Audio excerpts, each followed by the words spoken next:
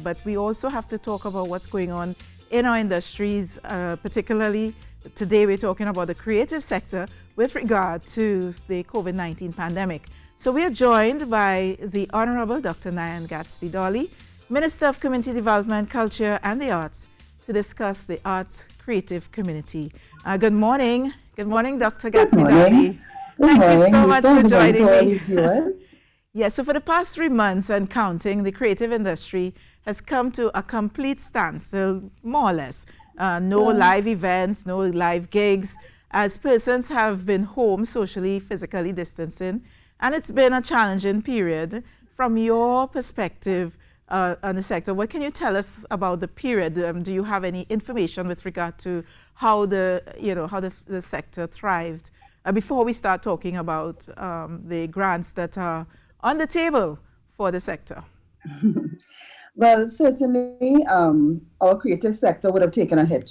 It's a sector globally that has to do with interaction. Interaction is the name of the game. And so a pandemic like the COVID-19, which hits at the very heart of interaction, naturally would have had a very large effect on any creative sector. Our artists were not exempt from that.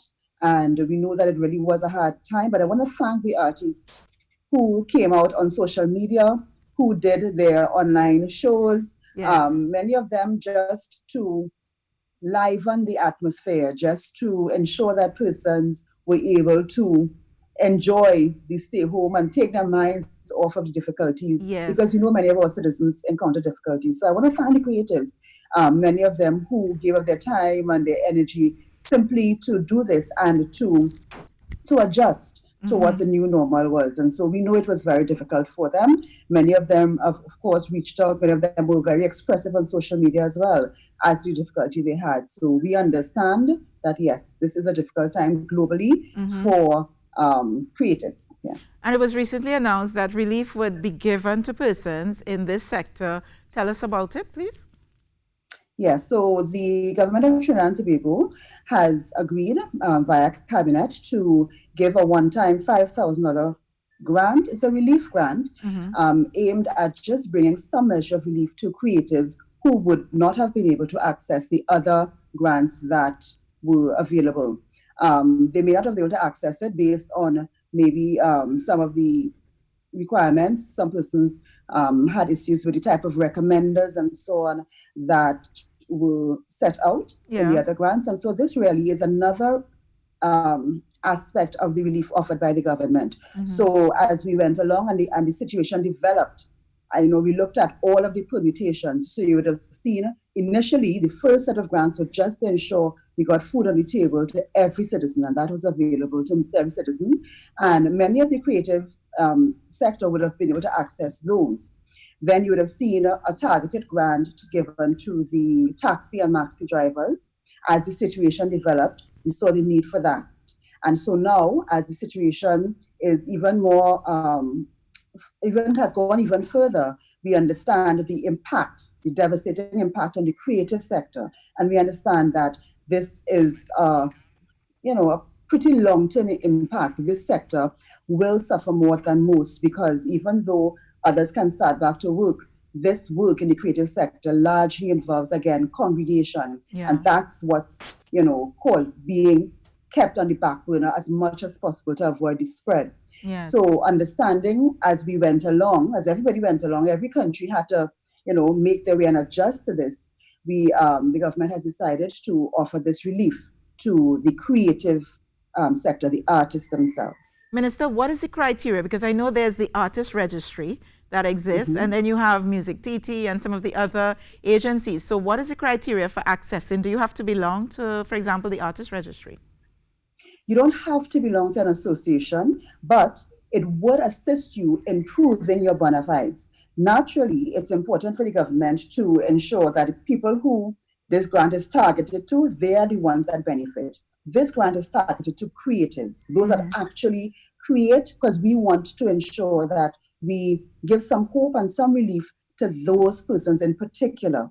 So you do not have to belong to an artist association, but you do have to present almost a mini portfolio showing that you have been a consistent artist for the Okay. past 2 years. Okay. And so if you belong to an association, that of course will give you a boost in terms of your being able to prove that Mm-hmm. you have been an artist and consistently performing or publishing or creating in whatever way for the Yes. last 2 years. Okay, and how do they access it now, just from a practical standpoint? Because I know that all the creatives are watching this interview with their questions.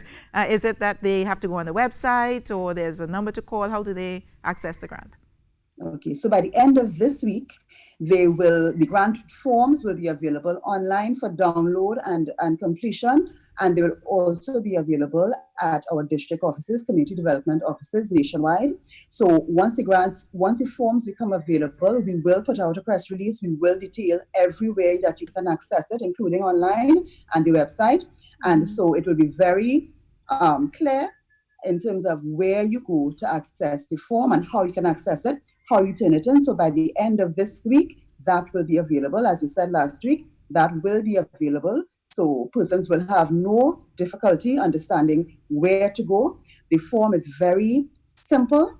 It does ask you to provide proof of having been an artist for the last 2 years. Mm-hmm. And so therefore it allows you to present information in terms of newspaper clippings, online articles, if you have programs or brochures or catalogs of events that you would have hosted or you would have been a part of. Mm-hmm. So it gives you a wide range of documentation that you can supply, including membership of an artist association.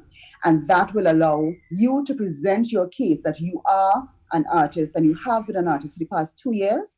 And then another section of the form asks you now to provide evidence that you have lost income, and that allows you to provide copies of booking cancellations. It allows you to provide evidence that you have been a performer at a certain festival, say, and that Yes. festival has been cancelled for this year. And that goes from March until December 2020, because we understand that many events would have been cancelled later down in the year. They would have been cancelled because of the situation in some of the countries. Yes. And so it allows you to present this data and you attach that to the form. And so you can build your case in terms of, okay, I've been an artist. So it eliminates the occurrences of persons who are not really artists and they have nothing to show that they have been performing. You must be able to prove that you have been an artist in some way, and you must be able to prove that you lost income in Yeah. some way. Minister, the $5,000 is a welcome relief, and I'm sure that creatives would appreciate, especially those who would have no other form of subsistence right now. But is there any thought to create, for example, digital events? So we are seeing where some of the private companies and private events companies are coming together and helping the artists to host online events that have income generating aspects tied to it, whether it's through FundMe, TNT, and so on. Is there any plan to create digital events, digital festivals, and so on from the point of the ministry? Well, certainly the ministry offers two programs that can assist in this way. So we offer mentoring by the masters and we offer technical camps. And those two programs actually train persons involved in the arts in new and cutting edge technologies using persons who are already involved. So those are the mentors, those are the tutors in the technical camps. So certainly every year when we choose the topics for those camps, we choose them on the basis of what is new, what can help the industry. And so certainly for the next round of these courses, the mentoring by the masters and so on, those types of programs will certainly be on the lineup because this has shifted the entire landscape of how we present cultural events. Right. Music TT, I know, they are the under the Ministry of Trade, but they are the aspect of the government that deals with the professionalization of the arts. Okay. Whereas the Ministry of the Ministry of Trade and the creativity under the Ministry of Trade deals with that aspect. Okay. So we do not discount at all that in the very near future we can have some discussion with them on what they want to offer, because I'm certain they're already looking at that aspect. Yes. Because they would be dealing with the professional artists. Okay. And certainly we would want, as the Ministry of Culture, to support those efforts in any way. But in terms of our own programming, those are the two that would mentored by the masters and technical camps that will be able to pick up that slack and teach those new capabilities that are necessary now. Yeah. Well, that makes sense because out of these training sessions can come seeds of innovation, which can be implemented further on. So, thank you very much for taking time to join us here this morning and to clear up the concerns raised and the issues around the grant. I know everyone's been asking to tell us more. Tell us more. How can we access the grant? So I encourage you, if you missed it, you're just joining in, you're late, guys. You have to go back on social media and pick up the interview because we'll be posting this interview a little later on. Thank you very much, Dr. Nyan Gadsby Dolly, Minister of Community Development, Thank you so much. Culture and the Arts. And just to say that we will publish some FAQs as well. Oh, wonderful. So persons who are interested will be able to see some questions and be able to get some more information on the frequently asked questions for this grant. All right, wonderful. Thank you, and be safe out there. All right, it's time. It's time now for, before we go to another episode of Unique, Not Different, don't forget Shamla is here. It's Tuesday, and Shamla is here every Tuesday. But what we're going to do is take in a few messages. Come right back after this.